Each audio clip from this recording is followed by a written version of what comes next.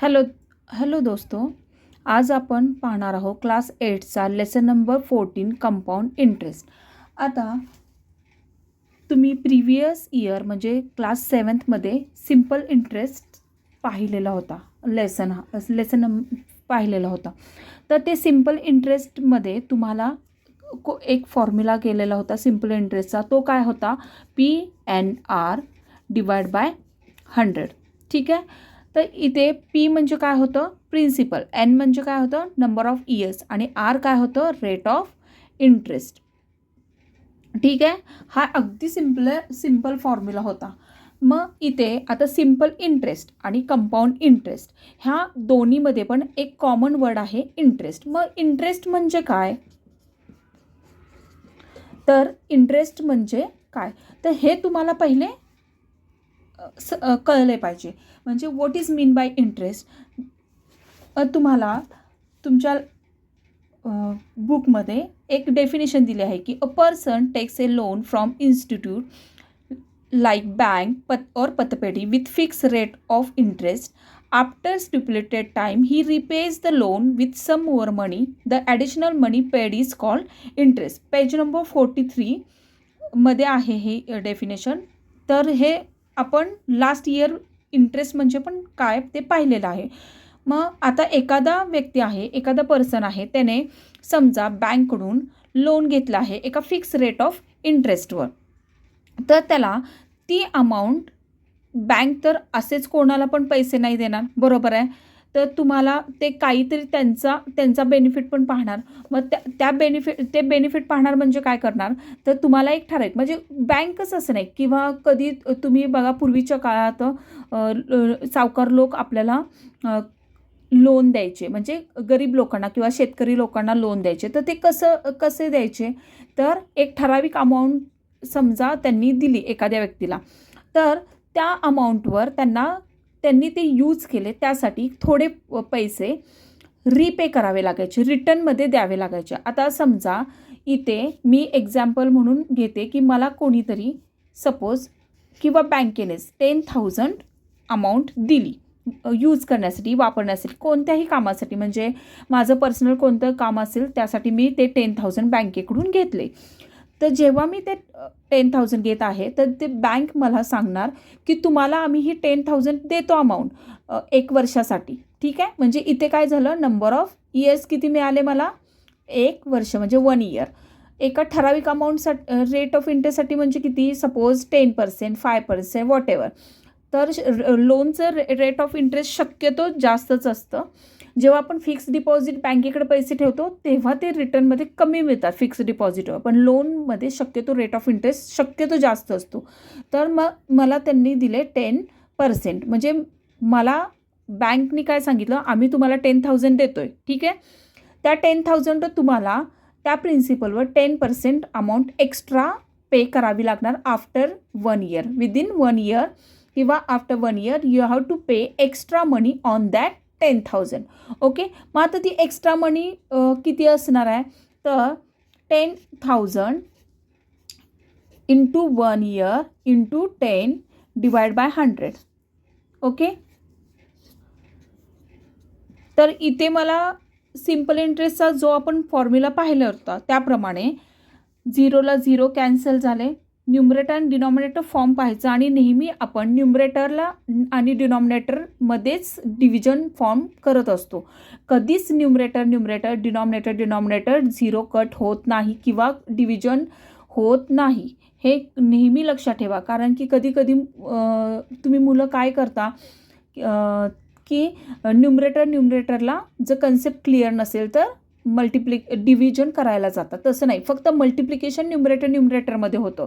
Denominator फक्त multiplication होऊ शकतं, पण न्यूमरेटर आणि डिनॉमिनेटर फॉर्ममध्ये डिव्हिजन फक्त होत असते. ठीक आहे. त्या कन्सेप्टला चा यूज करूनच मी 0ला 0 कॅन्सल केले, 0चे 0 कॅन्सल इथे केले. मग मला किती इथे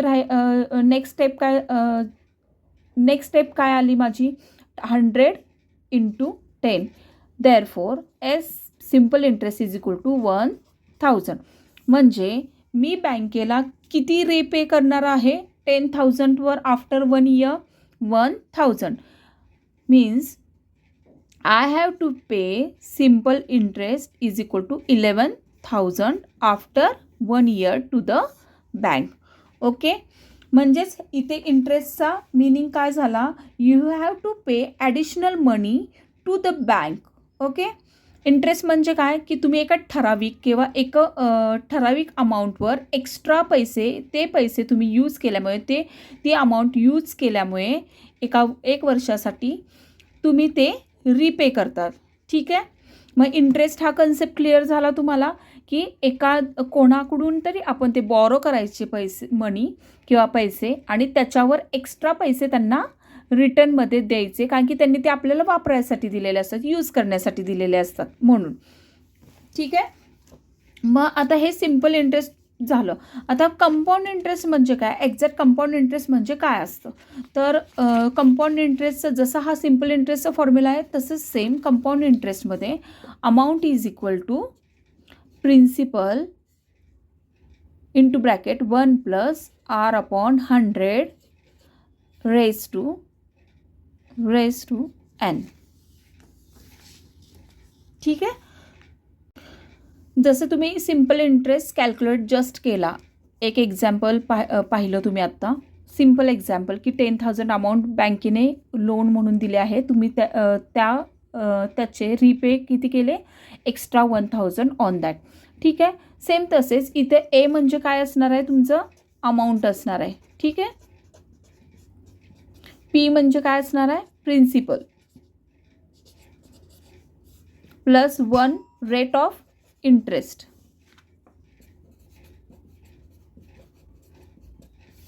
n means number of years divide by 100.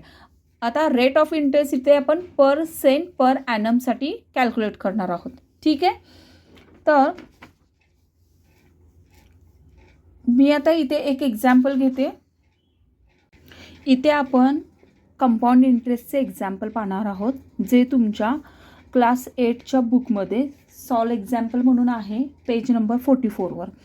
तर ते एक्झाम्पल काय आहे, find the compound interest if 4,000 are invested for 3 years at the rate of 12.5% per annum. नाव इथे P.C.P.A म्हणजे काय असतं, per cent per annum. Annum म्हणजे इयरली. ठीक आहे, तर प्रिन्सिपल किती दिलेला आहे इथे तुम्हाला, ₹4,000. इन्व्हेस्टेड फॉर 3 years म्हणजे किती दिले, नंबर ऑफ इयर्स किती दिलेले आहेत, n is equal to 3 years. And rate of interest किती आहे, 12.5. आता हा मिक्स फ्रॅक्शनमध्ये दिला आहे, तर हा तुम्हाला पहिले नॉर्मल फ्रॅक्शनमध्ये करून घ्यायचा आहे. तर ती मेथड तर तुम्हाला माहीत आहे, कसं करतो आपण, 12 2 जा 24, 24 + 1 25 डिवाइड बाय 2. तर इथे तुम्हाला compound interest A is equal to amount P into bracket 1 + R/100 raise to n. आता तुम्हाला इथे प्रश्न पडला पाहिजे की इथे अमाऊंट का लिहिलं आहे मी, कंपाऊंड इंटरेस्ट डिरेक्टली फॉर्म्युला का नाही यूज केलेला, की जो असा आहे, compound interest is equal to amount minus principal. हा तुमचा कंपाऊंड इंटरेस्टचा फॉर्म्युला आहे. आता इथे कंपाऊंड इंटरेस्ट म्हणजे आपण फॉर्म्युला काय यूज करतोय, A is equal to principal into bracket 1 + R/100 n. हा अमाऊंटसाठी फॉर्म्युला आहे, आणि compound interest is equal to काय आहे, अमाऊंट मायनस पी. आता इथे तुम्हाला सगळ्यांना प्रश्न पडला पाहिजे की आपण compound interest amount minus P, आणि हे अमाऊंट का असं का फाइंड आउट करतोय, तर ह्याचं रिझन हेच आहे की जेव्हा आपण सिम्पल इंटरेस्ट फाइंड आउट करतो तेव्हा directly simple interest is equal to principal plus rate of interest number of years plus into simple interest is equal to principal into number of years into rate of interest divide by 100 घेतो. तर इथेच आपल्याला answer मिळते की simple interest आणि compound इंटरेस्टमध्ये काय फरक आहे. तर कंपाऊंड इंटरेस्टमध्ये जी आपण प्रिन्सिपल घेतो त्याच्यामध्ये जेव्हा आपण त्या प्रिन्सिपल जेव्हा घेतलेला असतो किंवा एखाद्या बँकेकडून किंवा कोणत्याही सावकाराकडून कोणाकडूनही लोन किंवा पैसे मनी बॉरो केलेले असतात, त्यावेळी ते ते पैसे आपण एक ठराविक अमाऊंट बँकेला किंवा सावकाराला जे कोणी असेल XYZ पर्सन त्यांना रिपे करणारा असतो. एक एक्स्ट्रा अमाऊंट एक्स्ट्रा मनी देऊन तो असतो इंटरेस्ट. ठीक आहे. म्हणजे जर मी 10,000 जे जसं पाहिलं एक्झाम्पल आपण 10,000वर 1,000 एक्स्ट्रा पे करतोय, तर सिम्पल इंटरेस्टमध्ये आपण डिरेक्टली 1,000 देतो आणि तिथे आपला तो जे काही असेल व्यवहार म्हणा किंवा जी काही जो काही व्यवहार असेल तो आपण क्लिअर करतो. पण इथे तसं नाही आहे. इथे कसं होतं आहे, कंपाऊंड इंटरेस्टसाठी आपल्याला समजा कोणी 10,000 दिलेलं आहे, तर त्या 10,000वर मी जेव्हा 10%नी 1 वर्षासाठी 1 इयर फॉर 1 इयर मी पैसे घेते.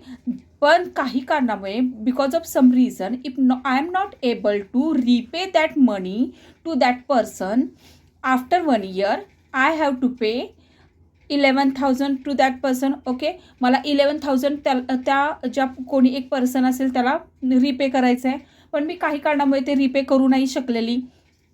तर अशा वेळी मला ते बँक, ते पर्सन किंवा तो सावकार जे कोणी असेल तो 11,000वर माझं प्रिन्सिपल पुन्हा जेव्हा नेक्स्ट इयरसाठी द्यायचं असणार आहे किंवा मला प्रीपे करायचं असेल, त्यावेळी मला त्या 11,000वर एक्स्ट्रा मनी द्यायचे आहेत की 10,000वर नाही. म्हणून ते कंपाऊंड इंटरेस्ट आहे. म्हणजे इथे आपण काय करतो, इंटरेस्टवर इंटरेस्ट प्रिन्सिपल प्लस इंटरेस्टवर इंटरेस्ट, प्रिन्सिपल प्लस इंटरेस्टवर इंटरेस्ट असं रिपे करतो. म्हणून ते कंपाऊंड इंटरेस्ट आहे. म्हणून फर्स्ट ऑफ ऑल आपल्याला अमाऊंट फाइंड आउट करायची असते आणि त्यानंतर अमाऊंट जेव्हा फाइंड आउट करतो त्याच्यानंतर जी मेन अमाऊंट आपण त्या बँकेकडून त्या पर्सनकडून घेतलेला असेल ते आपल्याला मायनस करायचं असते. मग त्यावेळी आपण compound interest is equal to amount minus principal असा फॉर्म्युला यूज करतो. तर मग आता इथे आपण एक्झाम्पल काय पाहत आहोत, principal is equal to means P is equal to 4,000. Okay, rate of interest is equal to 12.5%. म्हणजेच ह्याचं जेव्हा मिक्स फ्रॅक्शनचं मी जेव्हा कन्वर्ट करेन फ्रॅक्शनमध्ये तेव्हा काय येईल, 12 2 जा 24 प्लस 1 म्हणजे 24 plus 1 divide by 2 is equal to 25.2%. तुम्ही 25/2% पण घेऊ शकता किंवा 25ला 2नी डिवाइड करून 12.5% असंही डेसिमल फॉर्ममध्ये पण घेऊ शकता. आणि n किती दिला आहे, नंबर ऑफ इयर्स आपल्याला किती दिलेले आहे, 3 इयर्स. आता हे झालं आपलं गिवन. आपल्याला फॉर्म्युला कोणता यूज करायचा आहे, जो आपण हा वरती पाहिलेला आहे, amount is equal to principal into bracket 1 plus R/100 okay, चला मग ते आपण पुट करून घेऊया त्या अमाऊंटमध्ये. ठीक आहे, मग त्या फॉर्म्युलामध्ये amount is equal to 4,000 into 1 plus 12.5. आता मी इथे 12.5 घेते. ठीक आहे, divide by 100. Okay, raised to 3. Therefore amount is equal to 4,000 into 1 plus. आता इथे पहा, तुम्हाला डेसिमलचं पहिले कन्वर्ट करावं लागणार आहे डेसिमल. आता इथे डेसिमल पॉईंट नंतर एकच नंबर आहे, म्हणजेच काय झालं, ते 125 डिवाइड बाय 10 आहे, की जे मी डिरेक्टली इथे असं लिहिते 125 डिवाइड बाय 1,000. आता ह्या पॉईंटचा आपण इथे 0 लिहिलेला आहे, म्हणजे त्याचं कन्वर्जन केलेलं आहे मी फ्रॅक्शनमध्ये. ठीक आहे, देअरफॉर 4,000 इंटू आता 125 डिवाइड बाय 1,000. मग ते कसं करू शकतो आपण, 5च्या टेबलमध्ये मी किंवा 25च्या टेबलमध्ये 25 5 5 जा 25 5 2 जा 10 11 12 25 5 जा 125 आणि इथे 24 25 4 जा 100 अँड हा 0, म्हणजेच काय आलं 5 1 जा 5, 5 8 जा 40. तर इथे मला नेक्स्ट स्टेप काय मिळणार आहे 1 + 1/8 रेज टू 3. ठीक आहे. Therefore amount is equal to 4000 into, आता इथे मल्टिप्लिकेशन साईन दिलं किंवा नाही दिलं तरी चालतंय, ते आपण कन्सिडर करायचं असतं की इथे मल्टिप्लिकेशन साईन आहे. मग 8 1 जा 8, 8 + 1 9/8 रेज टू 3. ठीक आहे. Therefore amount is equal to 4000 into 9/8 into 9/8 into 9/8. तर आता हे बघा, तुम्ही जेव्हा हे व्यवस्थित याचं कॅल्क्युलेशन कराल तर तुम्हाला कोणती अमाऊंट मिळणार आहे. तर आता इथे मी काय करते 8 1 जा 8, 8 5 जा 40, 100. अगेन 500ला 8नी डिवाइड करते, तर 8 1 जा 8, 8 6 जा 48, 50 - 48 2, 8 8 2, 8 4 जा 8 2 जा 16 आणि 8 5 जा 40, म्हणजे 66 2.5 इंटू 81 इंटू 9/8 मिळालं.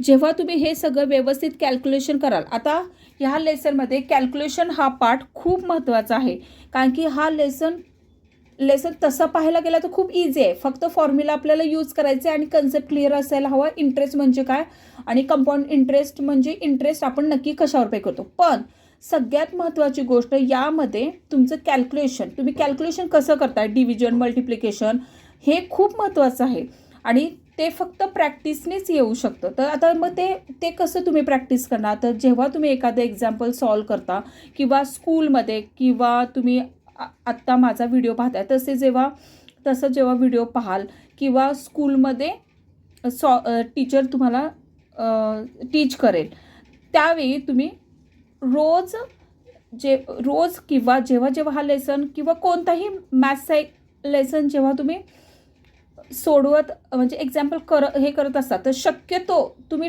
प्रयत्न करा की तो प्रत्येक एक्झाम्पल 3 वेळा 3 टाइम्स किंवा 4 टाइम्स किंवा 5 टाइम्स तुम्ही ते लिहून काढाल, तुम्ही राईट डाऊन कराल. तेव्हाच कुठे मॅथ्स तुमचं प्रॅक्टिसने छान होऊ शकतं.